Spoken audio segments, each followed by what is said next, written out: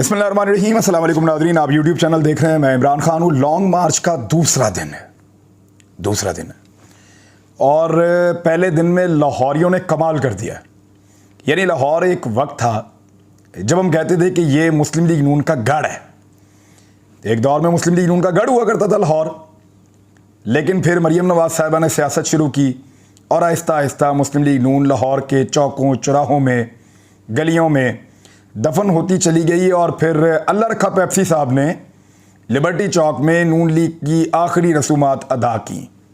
अल्लाह रखा पेप्सी को तो फ़ायदा हुआ कि उनको एक चैनल में नौकरी मिल गई और वो माशाल्लाह अपने फ़न से बहुत अच्छा काम कर रहे हैं, लोगों को महसूस कर रहे हैं और बड़े शानदार आर्टिस्ट हैं। लेकिन नून लीग की बर्बादी जो है वो बहुत बड़े पैमाने पर हुई है। ये शहर अब नून लीग का नहीं रहा। इमरान खान साहब को जैसे इस शहर ने रिस्पॉन्ड किया, ना कभी नवाज शरीफ को किया, ना शहबाज शरीफ को किया, ना हमजा को किया, ना मरियम को किया, किसी को इनमें से कभी रिस्पॉन्ड नहीं किया।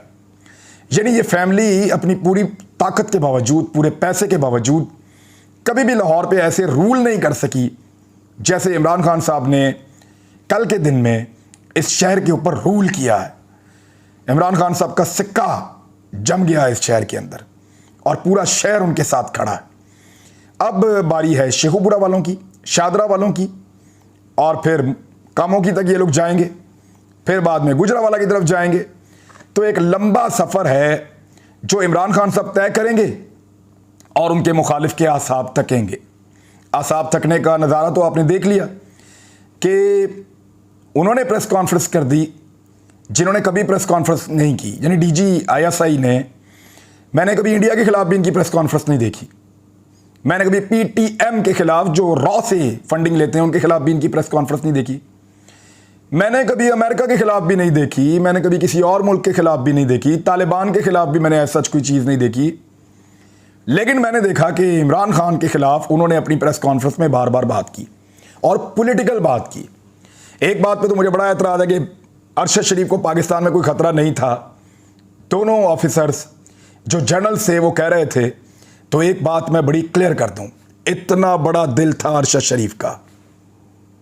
मैं जानता हूं ना, मेरा भाइयों जैसा ताल्लुक था, इतना बड़ा दिल था उसका। और उनको जब पाकिस्तान छोड़ना पड़ा ऐसे बहादुर और दलेर आदमी को जो कंप्रोमाइज नहीं कर रहा था, तो जरा सोचिए वो वाकई खतरे में थे। और अरशद शरीफ साहब किन से खतरे में थे वो बार बार बता चुके हैं। वो पाकिस्तान के इदारों से खतरे में थे। इदारों में बैठे हुए लोग उनको परेशान और तंग कर रहे थे।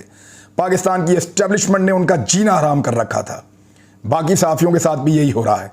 बनाइए एक इंडिपेंडेंट इंक्वायरी कमीशन, बुलाइए यूएन की इंक्वायरी और सबको तहफ़्फ़ुज़ दिया जाए, तो फिर सहाफ़ी बताएंगे, एक एक बात बताएंगे। और मैंने तो ऑफ़र किया है कि मुझे जनरल बाजवा बुला के पूछ लें, डीजी आईएसआई बुला के पूछ ले, पब्लिकली पूछें, मैं नाम ले लेकर बताऊंगा कि किसने मुझे क्या कहा था। फलां ने मुझे ये कहा, फलां ने मुझे ये कहा, फलां ने मुझे, एक एक का नाम ले लेकर बताऊंगा और बताऊंगा किसने परेशान किया। जो इन्फॉर्मेशन दी गई है, हो सकता है डीजी आईएसआई को इन्फॉर्मेशन ही ना हो उनके पास। मैं वैसे मान नहीं सकता कि डीजी आईएसआई के पास इन्फॉर्मेशन नहीं होगी। लोग अपने लिफाफी होने की इन्फॉर्मेशन भी उन्हीं से मांग रहे थे। कैसी मायूब बात है कि एक सहाफ़ी हमारा भाई शहीद हो गया है, उसकी शहादत पे प्रेस कॉन्फ्रेंस हो रही है और वो वहाँ ये पूछ रहा है एक सहाफ़ी उठ के कि जनाब हम लिफाफे हैं या नहीं है। हद हो गई वैसे, हद हो गई वैसे जो है वो बुग़्ज़ की भी। इससे ज़्यादा और क्या हो सकता है। बहरहाल अरशद शरीफ का इतना बड़ा दिल था, बहुत दलेर आदमी था, हमसे छीन लिया उसको। हमेशा याद दिलाता रहूँगा, हमेशा बताता रहूँगा कि उसको मारा गया है। उसको पहले एक मुल्क से भगाया गया, फिर दूसरे मुल्क से निकाला गया, फिर तीसरे मुल्क के अंदर वो शहीद हुआ। मेरी नज़र के अंदर जिन लोगों ने उसको इस हालात में पहुंचाया, वहां काले चोर ने मारा हो बेशक, वो जिम्मेदार हैं। यानी हम क्यों छोड़ के अपना मुल्क किसी को जाना पड़ता है, वो क्यों अपने मुल्क से बाहर जाता है। उसको पता है बोलने नहीं देंगे, मारेंगे, मेरी आवाज़ बंद कर देंगे, मेरा गला घूंट देंगे, मैं जो बात करना चाहता हूं वो लोगों तक नहीं पहुंचेगी, मैं जो जिस चीज़ के ऊपर मैं काम कर रहा हूं वो बेफायदा हो जाएगी। मसला ये नहीं है। अरशद शरीफ का दिल बहुत बड़ा था, बहादुर बहुत था, लेकिन एक शानदार, नफीस और इज्जतदार आदमी था। डर सिर्फ ये था कि आप बेइज्जत करेंगे। डर सिर्फ ये था कि सिस्टम जो है वो कपड़े उतारने की ड्यूटी पे लगा हुआ है। वो जिसने हमें ढांपना है, हमें तहफ्फुज़ देना है, वो सिस्टम आपके कपड़े उतार रहा है। और देखें वो राणा सनाउल्लाह साहब के साथ बैठकर FIA का बंदा ऑफिसर वो कह रहे हैं जी कि आदम सवाती जो है वो तो झूठ बोल रहे हैं। 74 साल का आदमी है, वो अपने मुंह से कह रहा है मेरे कपड़े उतारे हैं। इंक्वायरी करवाओ ना किसने उतारे हैं। वो कह रहे हैं जी कि किसी एजेंसी ने नहीं उतारे। ISI के 2 ऑफिसर जिनमें ब्रिगेडियर फहीम और मेजर जनरल फैसल नसीर, उनका नाम लिया जा रहा है। भाई अगर उन्होंने नहीं उतारे तो बताओ फिर किसने उतारे हैं। कपड़े तो उतारे हैं ना। 74 साल बुजुर्ग को क्या शौक है कि वो बाहर निकल के कहे कि मेरे कपड़े उतारे हैं। कोई नहीं कहता ऐसे, कोई नहीं चाहता कि उसकी जो है वो इज्जत ऐसे नीलाम हो।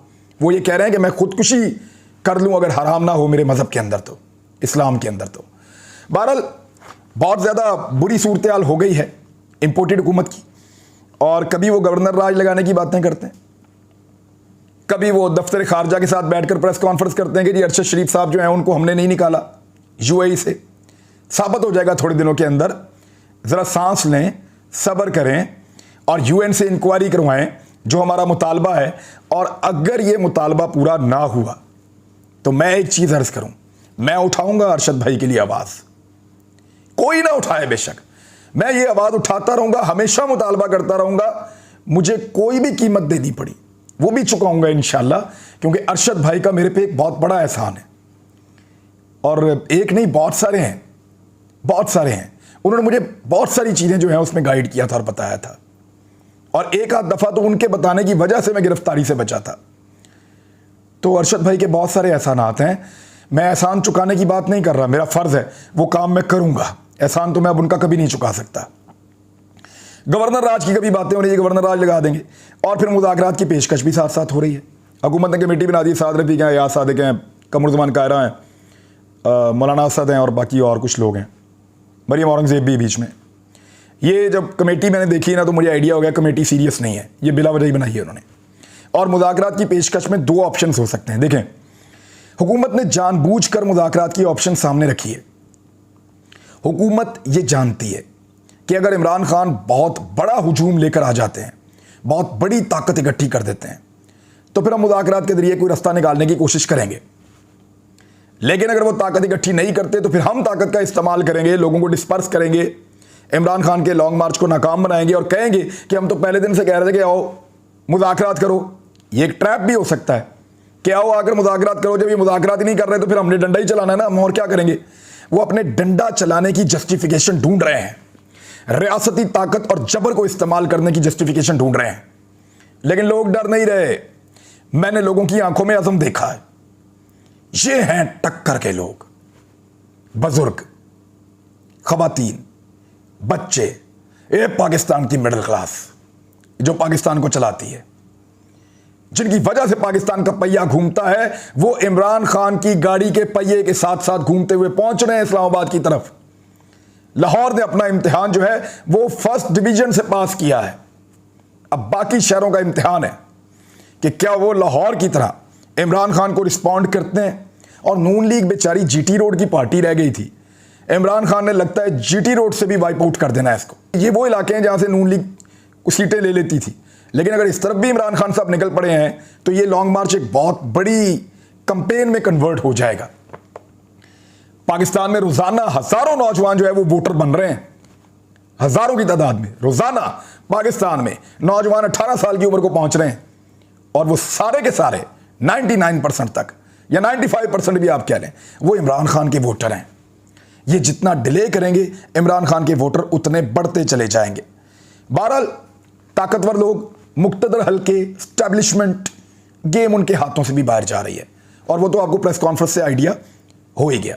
वो खुरम लगारी बेचारा, पहले उसने कहा जी कि मैं छोड़ रहा हूँ PTI, फिर दोबारा बयान आ गया कि नहीं PTI नहीं छोड़ रहा, क्योंकि उससे जो वादे किए गए थे शायद वो पूरे नहीं हो रहे। लेट्स सी इसका क्या बनता है।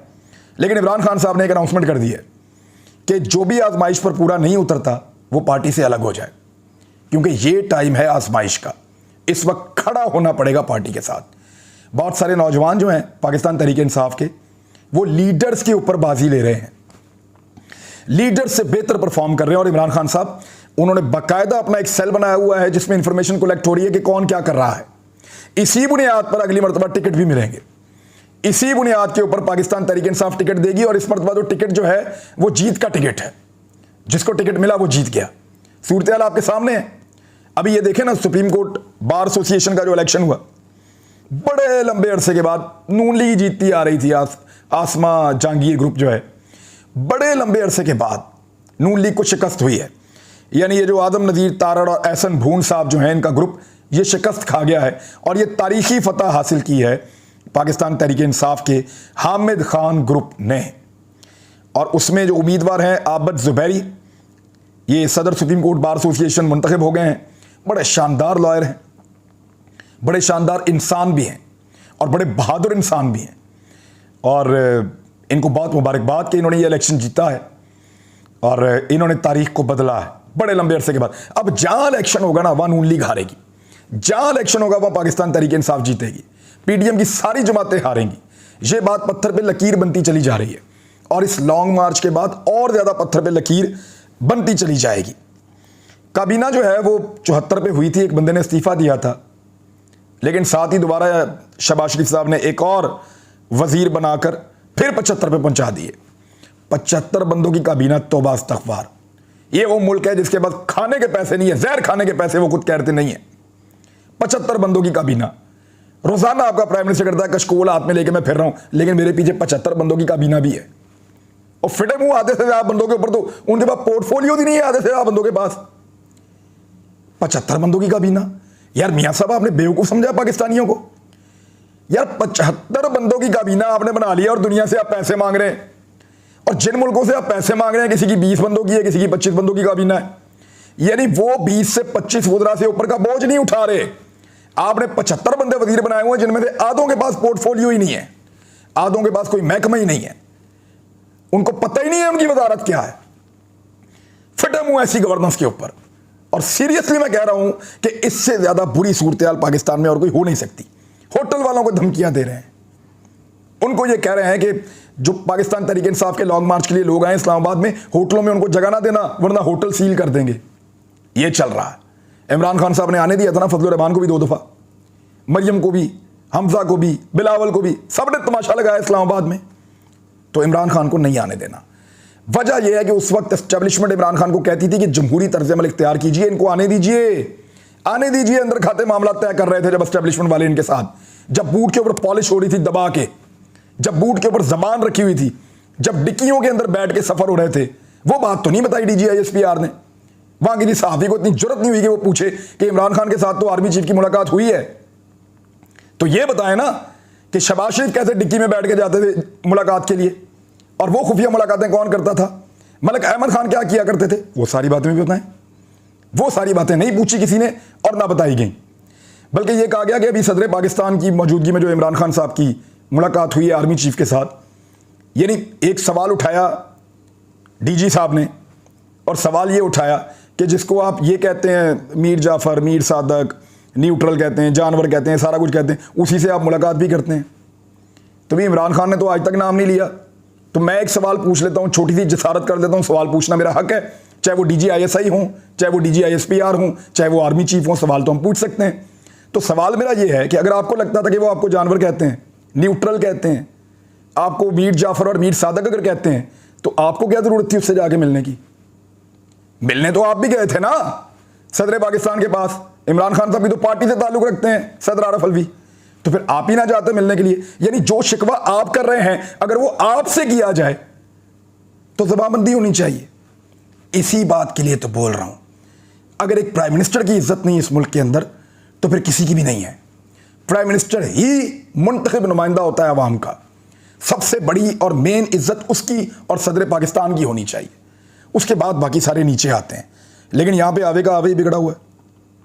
सहाफी साबित करने में तुले हुए हैं कि लॉन्ग मार्च नाकाम है, कोई दिखाई नहीं रहा टीवी के ऊपर, लाइव कवरेज के ऊपर पाबंदी लगा दी है उसकी, और अजीब अजीब चीजें की जा रही हैं।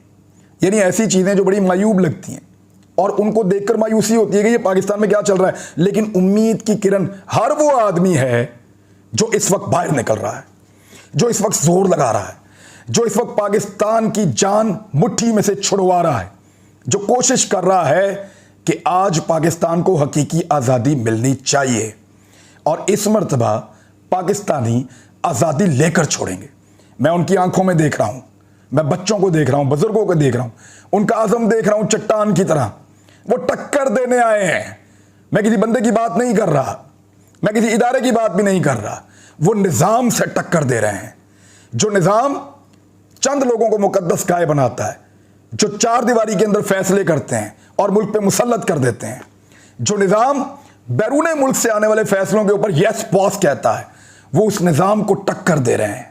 और ये हैं वो टक्कर के लोग जिनकी मैं बात करता था। अब तक के लिए इतना ही। अपना ख्याल रखिएगा, फिर मुलाकात होती है। अल्लाह हाफ़िज़।